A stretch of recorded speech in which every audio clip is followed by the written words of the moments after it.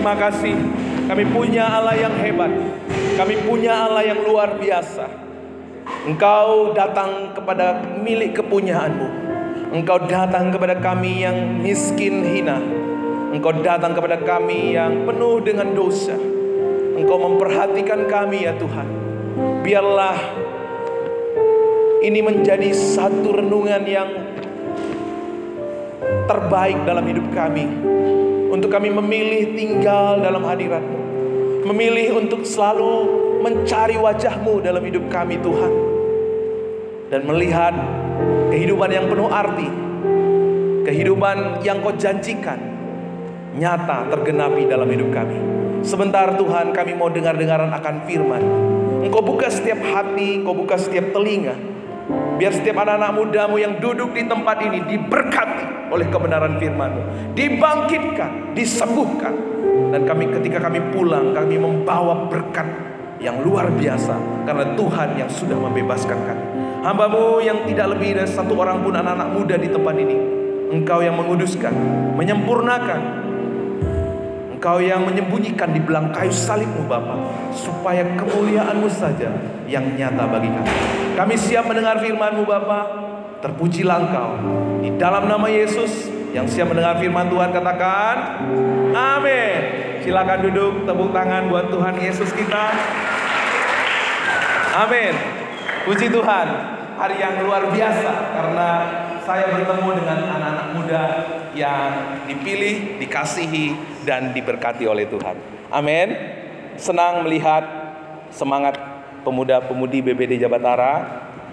Senang melihat antusiasme ya dalam bersekutu bersama-sama. Dan hari ini kita mau mendasari persekutuan kita tentang transformation of worship.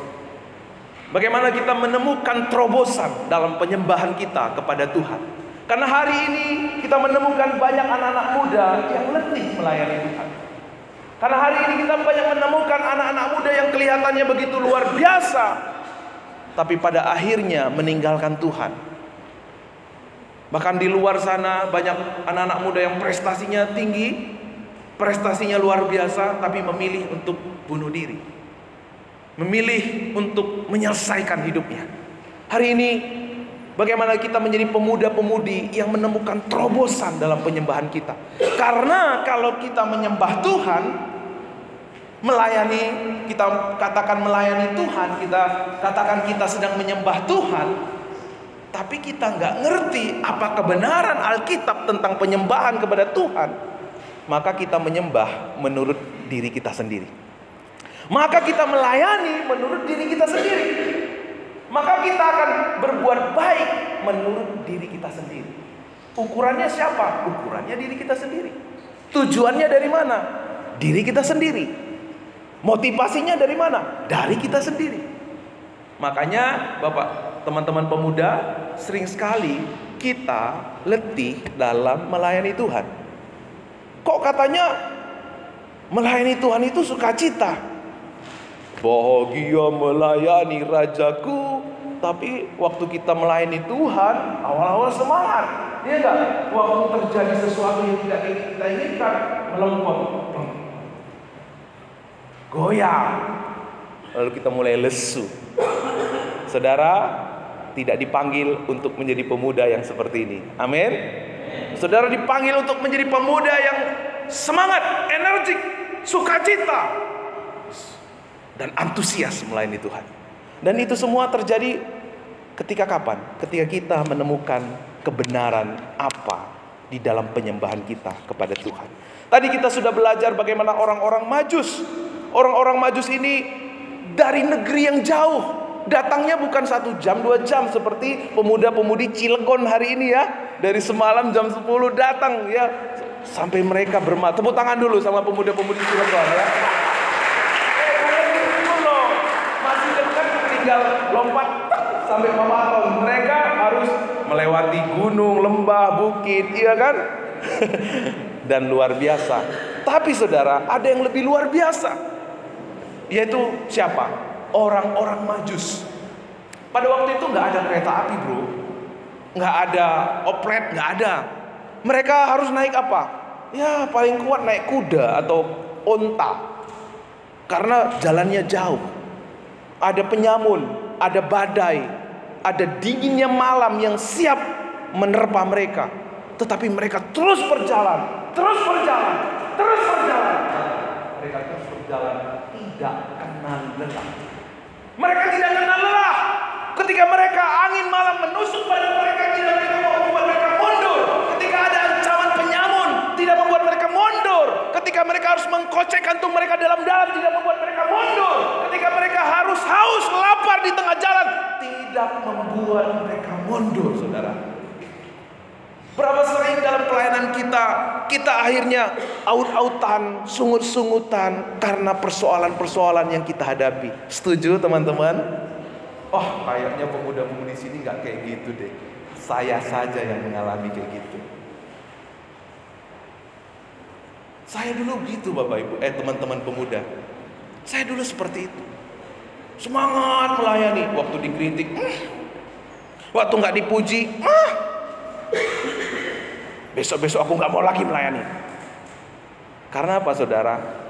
Ada yang salah dengan penyembahan kita. Makanya hari ini kita bersama-sama menemukan apa penyembahan yang benar. Kita belajar dari orang-orang Majus. Di ayat pertama dikatakan orang-orang Majus dari mana Bapak teman-teman? Dari timur ke Yerusalem. Perjalanannya bermalam-malam, bermil-mil mereka tempuh, ya kan? Kenapa mereka mau?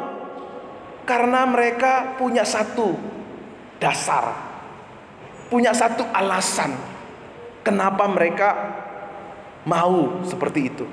Siapa sih orang Majus ini? Teman-teman pemuda pernah selidiki siapa orang Majus? Majus itu berasal dari kata magos, magic. Magic itu berasal dari kata magos. Orang yang pinter, orang yang bijaksana, orang yang cerdas. Mereka ini adalah orang-orang yang duduk di dalam kerajaan. Mereka ini adalah orang-orang yang bekerja untuk raja. Karena apa? Bijaksana. Karena mereka ini orang yang ahli, orang yang pinter. Tapi mereka pinter bukan hanya pinter untuk jago-jagoan, teman-teman. Mereka bukan hanya pinter-pinter supaya dapat prestasi atau juara di kelas. Tapi mereka juga menggunakan kepintaran mereka untuk mencari pribadi yang kekal.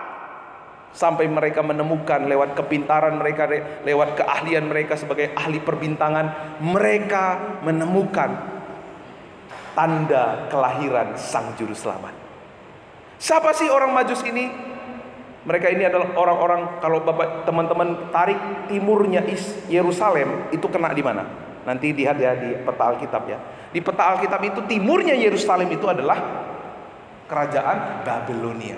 Di mana di sana pernah memerintah Raja Nebukadnezar.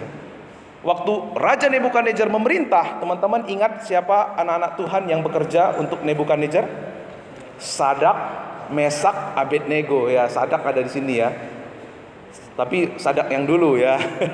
Sadak, Mesak, Abednego kerja di sana. Dan mereka ini adalah pewaris iman Sadak, Mesak, Abednego dan juga Daniel. Mereka pernah mengecap, mereka pernah mendengar, mereka pernah diajari oleh nenek moyang mereka siapa Sang Juru Selamat. Mereka adalah orang yang mengerti tentang siapa Juru Selamat dalam hidup mereka. Mereka punya pengenalan, mereka belajar, mereka memiliki kitab suci. Mereka tahu siapa yang ditunjukkan oleh bintang timur itu. Yang ditunjukkan oleh bintang timur itu siapa teman-teman? Sang Juru Selamat. Kita harus mengenal siapa Sang Juru Selamat kita. Kita harus mengenal siapa yang kita sembah dalam hidup kita. Karena apa? Ada istilah apa Bapak Ibu? Sama kita baca, teman-teman pemuda. 1, 2, 3. Tak kenal maka tak sayang. Yuk, di sini siapa yang belum kenalan? Nanti selesai ibadah langsung kenalan ya. Kenalan dong. Iya, salaman, kasih senyum yang manis ya. Karena tak kenal maka tak sayang. Nah, ketika kita mau menyembah Tuhan, kita harus mengenal siapa Tuhan yang kita sembah. Siapa sih Yesus itu? Siapa? Kenapa kita harus memuji dia? Kenapa harus kita mempercayai dia? Kenapa dia mati di atas kayu salib? Kenapa dia lahir dari perempuan Maria? Nah, teman-teman pemuda tahu gak semua itu? Kenapa kita harus menyembah dia? Kenapa kita harus berdoa tiap kali berdoa? Di dalam nama Yesus kami berdoa. Kenapa? Harus memiliki kerendahan hati untuk mau diajar. Amin. Punya kerendahan hati untuk selalu mau diajar, mengenal Tuhan, mengenal pribadi Yesus.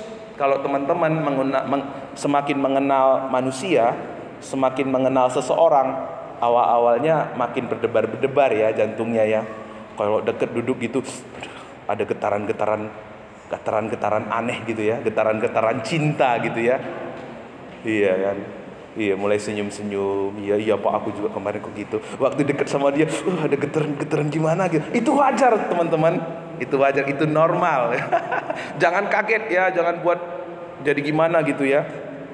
Waktu kita mengenal Tuhan, kita akan menjadi semakin kita mengenal Tuhan, semakin kita jatuh cinta sama Tuhan. Beda dengan manusia. Semakin kita mengenal manusia, semakin ketahuan apa? Semakin ketahuan boroknya, ya kan? Tapi kalau kita mengenal Tuhan, semakin kita mengenal Tuhan, semakin kita jatuh cinta sama Tuhan. Orang yang pernah mempesona hati kita saja, kita bisa jatuh cinta sama dia. Padahal dia bukan sempurna. Apalagi kita bertemu dengan Tuhan yang sempurna, yang penuh kasih. Udah pasti kita jatuh cinta sama Tuhan. Amin. Makanya orang yang jatuh cinta sama Tuhan selalu mukanya berseri-seri. Iya. Coba tanya dulu samping kirinya, mukaku udah berseri-seri belum? Gitu. Tanya yang bener lah. Oke, puji Tuhan saudara. Karena dikatakan di ayat yang ke-10. Apa yang dikatakan di ayat 10? Sama-sama kita baca 1, 2, 3 ya. Ketika mereka melihat bintang itu, sangat bersukacitalah. Maka masuklah mereka ke dalam rumah itu dan melihat anak itu bersama Maria. Waktu saudara mengenal Tuhan, waktu kita pelayanan kita, kehidupan kita didasari dengan pengenalan akan Tuhan, akan membawa kita kepada sukacita. Katakan bersama saya, sukacita. Tapi saudara, kalau kita enggak mendasari pengenalan kita akan Tuhan, maka ini akan terjadi. Sama-sama kita baca 1, 2, 3 ya. Kekristenan bukan agama, tapi kabar baik bahwa Allah berinisiatif menghampiri dan menyelamatkan kita. Kalau penyembahan kita tidak didasari dengan pengenalan akan Kristus, maka kita akan penyembahan kita itu sia-sia. Penyembahan kita itu akan menjadi penyembahan yang asal-asalan. Kalau penyembahan kita tanpa pengenalan akan Tuhan, maka penyembahan kita itu sebenarnya adalah penghinaan buat Tuhan. Sadar nggak teman-teman? Kalau kita melayani hanya ikut-ikutan, kalau kita hanya memuji Tuhan karena enak musiknya, tidak tanpa pengenalan akan Tuhan, itu semuanya sebuah penghinaan sama Tuhan. Makanya dari sini kita belajar untuk selalu mau mengenal siapa yang kita sembah dalam hidup kita. Amin. Pengenalan yang benar akan Sang Juru Selamat pasti membawa sukacita. Semakin kita mengenal Tuhan, semakin jatuh cinta sama Tuhan. Makanya ada lagu bilang, tambah hari, tambah apa? Tambah cinta Yesus, tambah hari, tambah ku percaya.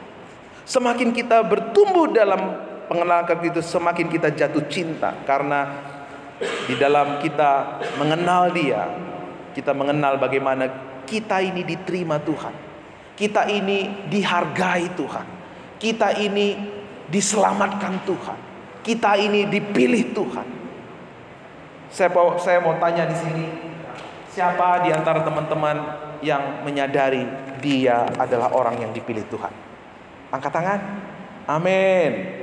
Wow, jangan malu-malu, jangan lihat samping kiri dan kanannya. Siapa di sini teman-teman yang percaya bahwa teman-teman itu adalah orang yang berharga di mata Tuhan? Amin. Siapa di antara teman-teman yang karena Yesus dia adalah orang yang dibenarkan Tuhan? Amin. Siapa di sini teman-teman yang percaya karena Yesus kita adalah orang yang dimuliakan Tuhan? Tahu nggak saudara bahwa Tuhan yang kita sembah adalah Allah yang maha tinggi, Allah yang kudus, Allah yang tidak kekurangan segala sesuatu. Dia yang maha kudus, maha tinggi, maha besar, mau mendatangi kita yang maha hina, mau mendatangi kita yang maha lemah, mau mendatangi kita yang maha kekurangan segala sesuatu. Kita ini bisa mengenal Tuhan bukan karena kita lebih baik dari orang lain. Kita ini bisa percaya kepada Yesus bukan semata-mata karena kita mengaku Yesus adalah Tuhan. Kita bisa percaya Yesus. Kalau Roh Kudus tidak bekerja, kita nggak bisa percaya Yesus. Jadi semua dalam hidup kita adalah anugerah Tuhan. Kita yang seharusnya layak dihukum, layak dibinasakan, Ia menanggung hukuman bagi kita. Ia menanggung segala kelemahan kita. Ia mati di atas kayu salib supaya kita beroleh hidup yang baru. Dia mau menjadi miskin supaya kita menjadi kaya. Dia mau menjadi orang yang terhina supaya kita menjadi orang-orang yang dimuliakannya. Dia mau menanggung sakit supaya kita sembuh. Dia mau menanggung malu supaya kita yang selama ini malu karena dosa-dosa kita beroleh keberanian untuk datang kepada Tuhan. Tepuk tangan. Haleluya. Jangan seperti perempuan Samaria.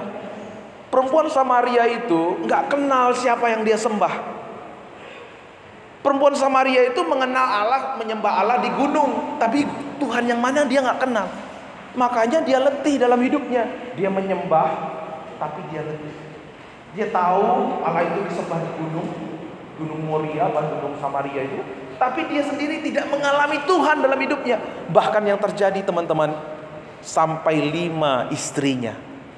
Di sini nggak ada ya yang punya rencana 5 istrinya atau 5 suaminya, nggak ya?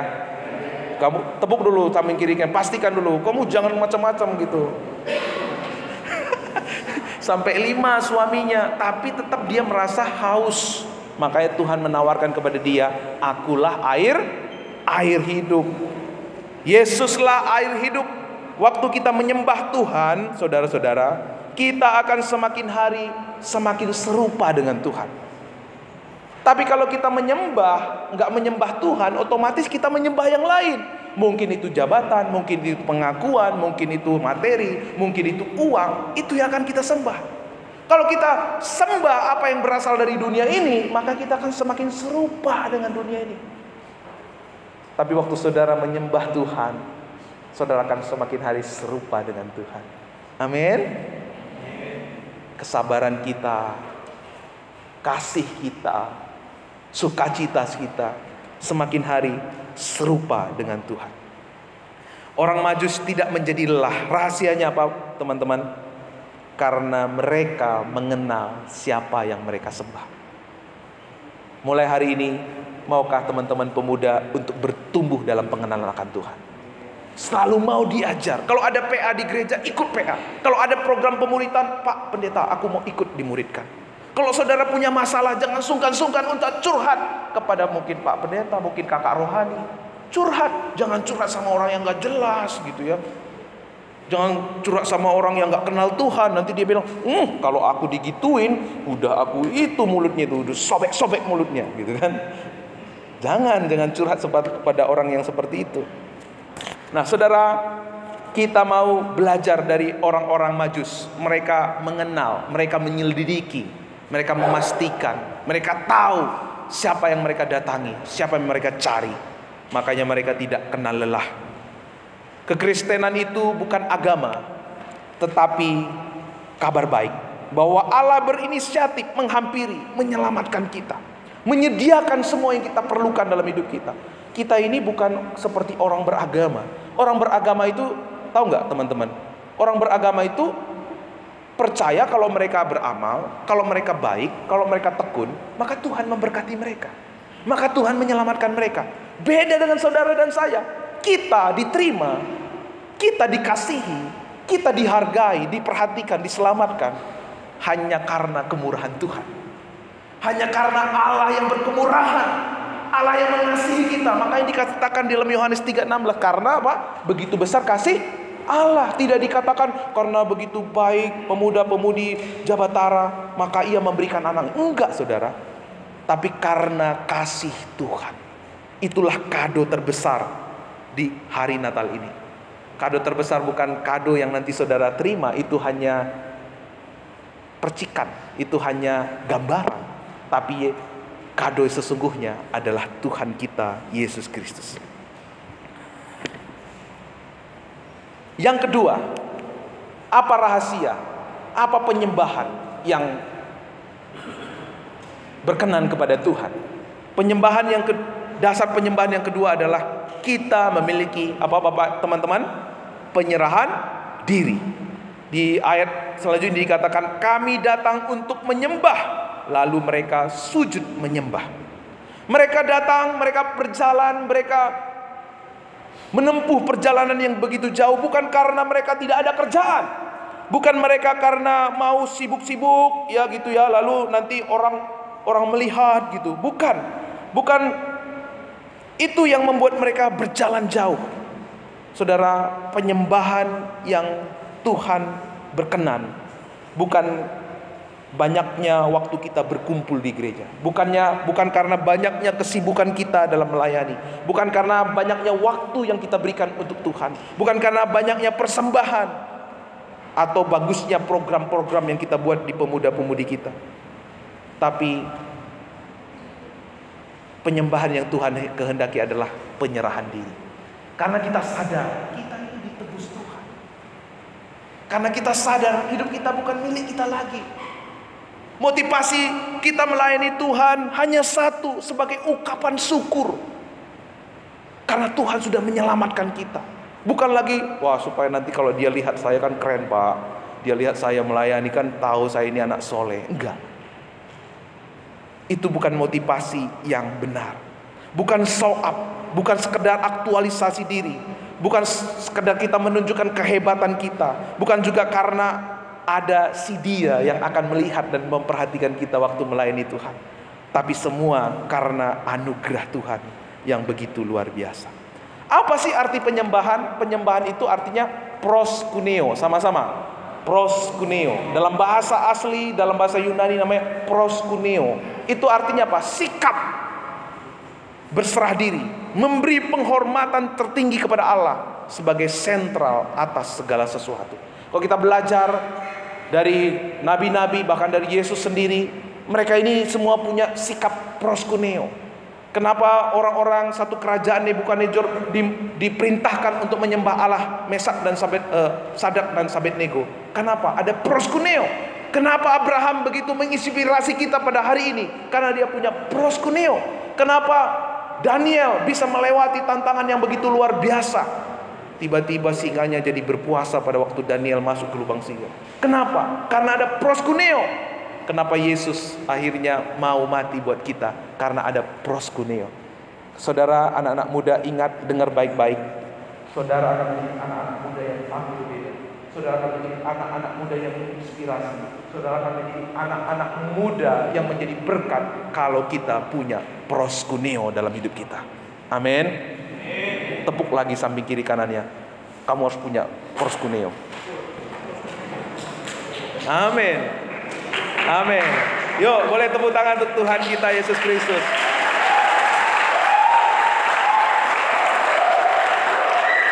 Kalau pemuda-pemudi Jabatara punya proskuneo, maka tahun-tahun berikutnya kita tidak akan kuat lagi di tempat ini.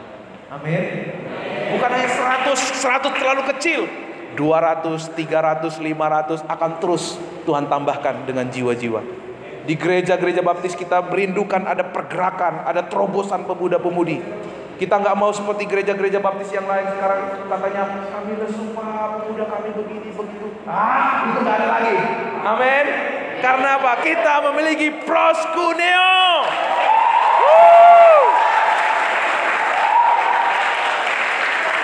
Kita belajar dari pendeta Leon Janus. Ya, Leon Janus berkata, patokan untuk menguji iman seseorang bukan pada kesibukannya dan bukan banyaknya hal yang ia kerjakan, tetapi bergantung pada seberapa banyak orang itu mengenal Allah, mengenal kasih karunia-Nya. Langkah kebangunan rohani adalah kerinduan dan hasrat yang membara untuk mengenal Allah dan menyatakan dirinya buat kita. Saya tidak anti ketika banyak orang melakukan aktivitas rohani, kesibukan rohani. Enggak anti Bapak Ibu, teman-teman. Tetapi yang kita hindari adalah aktivitas rohani tanpa kerinduan untuk mengenal Tuhan. Tanpa kerinduan, hasrat yang besar akan ucapan syukur karena apa yang Tuhan perbuat dalam hidup kita. Orang-orang Majus, mereka siap menanggung segala risiko. Mereka menemukan alasan yang kuat mengapa mereka harus menyembah Tuhan. Demikian Tuhan mau kita menemukan alasan yang benar ketika kita menyembah. Kita nggak mungkin bisa berserah diri, kita nggak mungkin bisa memiliki proskuneo kalau kita nggak mengenal siapa yang kita sembah. Karena itu, yuk nanti kalau ada retreat itu sebagai sarana untuk memperlengkapi, untuk kita tertanam di dasar-dasar iman yang benar. Karena itu, ayo semangat, persiapkan diri untuk ikut retreat 2 hari 1 malam. 2 malam ya Pak? 2 malam 3 hari. Ajak teman-temannya, siapkan diri mereka untuk gabung. Lalu apa rahasia yang dimiliki oleh orang-orang Majus? Yang terakhir teman-teman, mereka memiliki ekspresi iman mereka, penyembahan mereka terekspresi melalui apa? Pengabdian. Apa yang dipersembahkan oleh orang-orang Majus ini? Emas, kemenyan, dan mur. Apa sih? Kenapa mereka mempersembahkan emas, kemenyan, dan mur?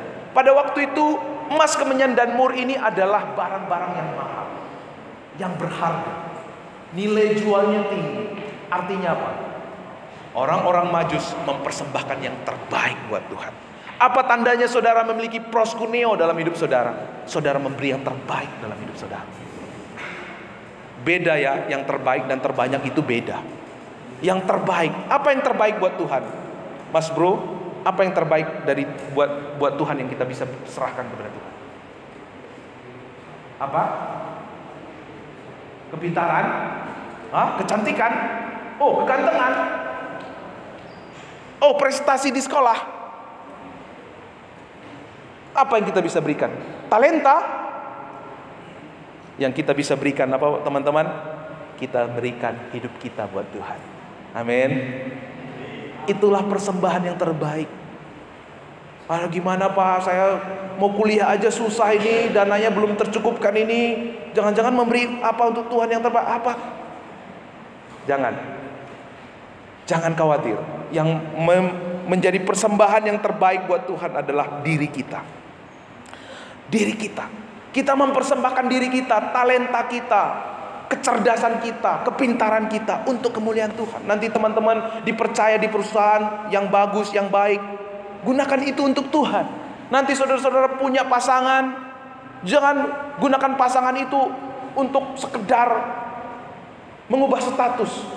Jangan berdoa untuk pasangan, Tuhan berikan aku pasangan, kan temanku sudah punya pasangan, aku kan belum. Jangan sekedar begitu.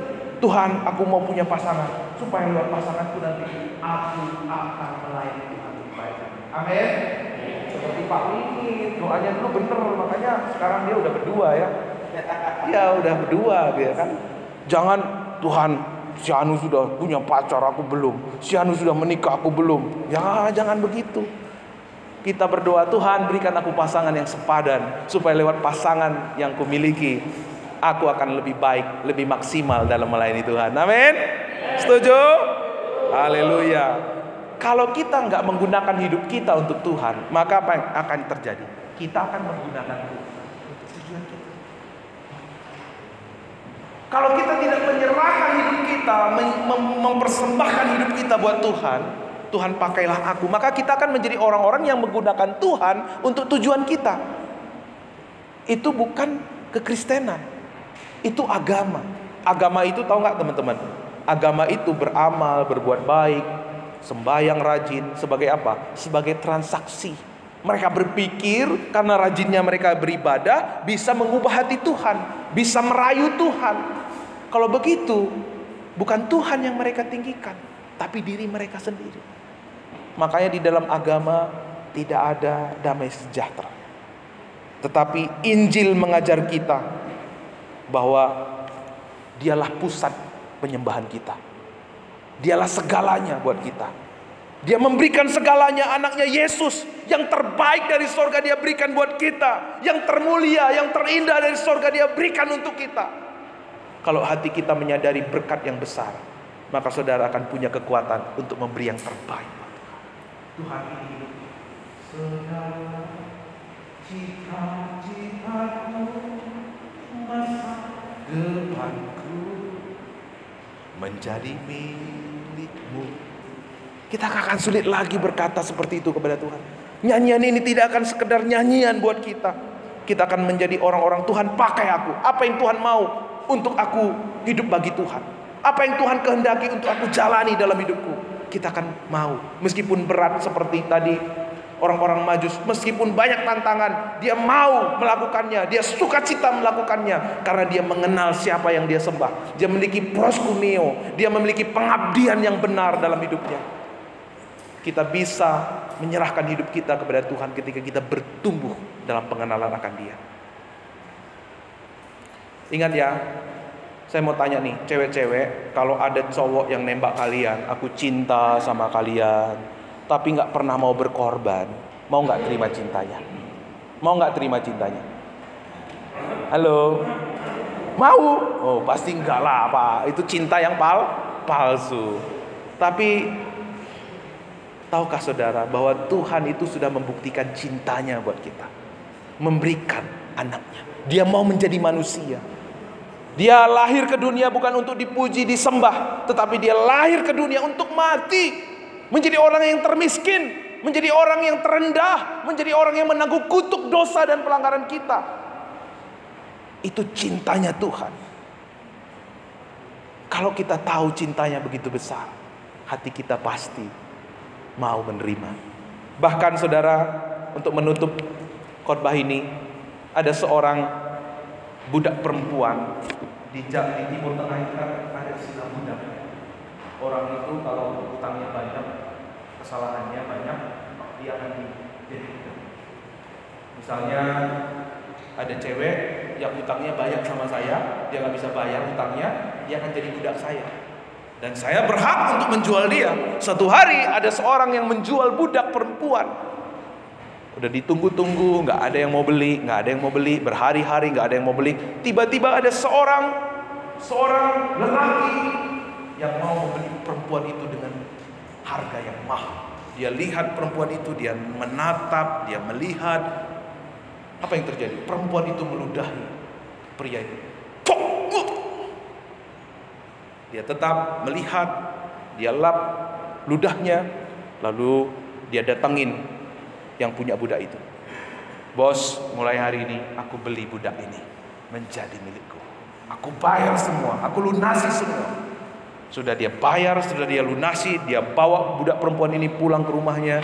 Sampai di rumah dia buka talinya, dia siapkan kamar mandi, dan dia mandi. Setelah mandi dikasih baju yang baru.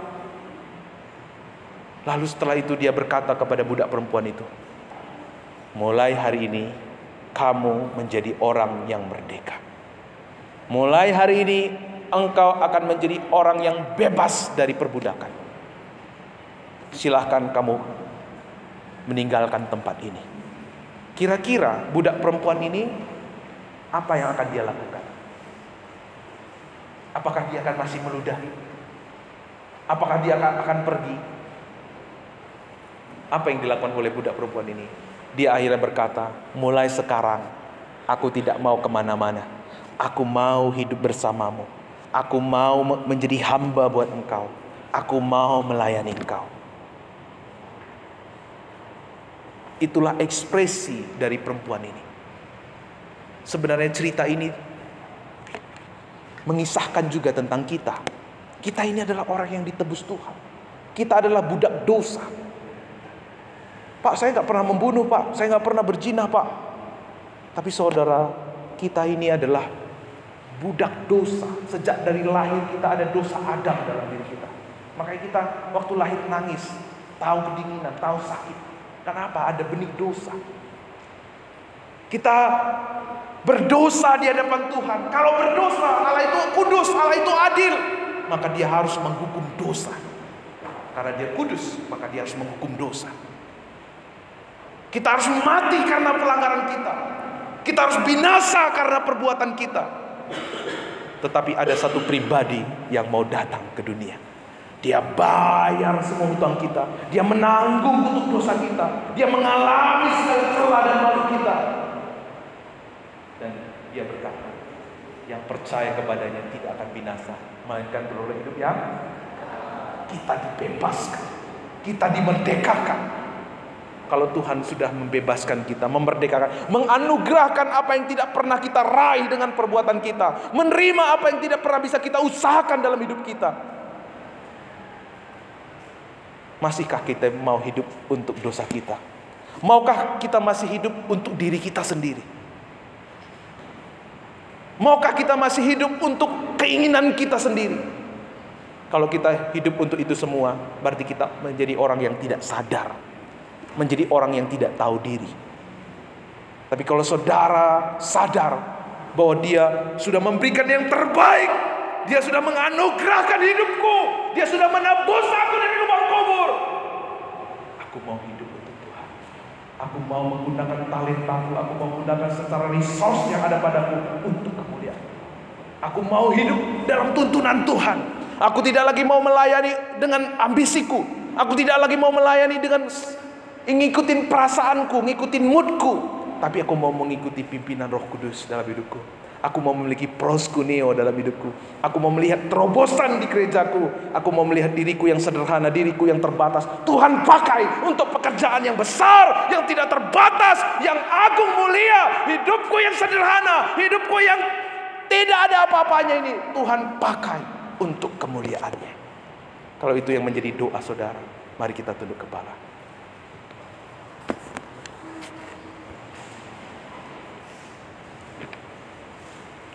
Hari ini biarkan Tuhan melawat lewat kebenaran firman-Nya.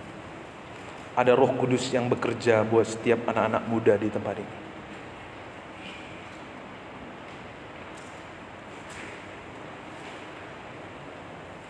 Mungkin ada di antara kita yang merasa hidupnya tidak berharga. Saudara menjadi orang yang minder. Saudara menjadi orang yang tidak percaya diri. Hari ini Tuhan berkata kepadamu, anakku, engkau berharga bagiku.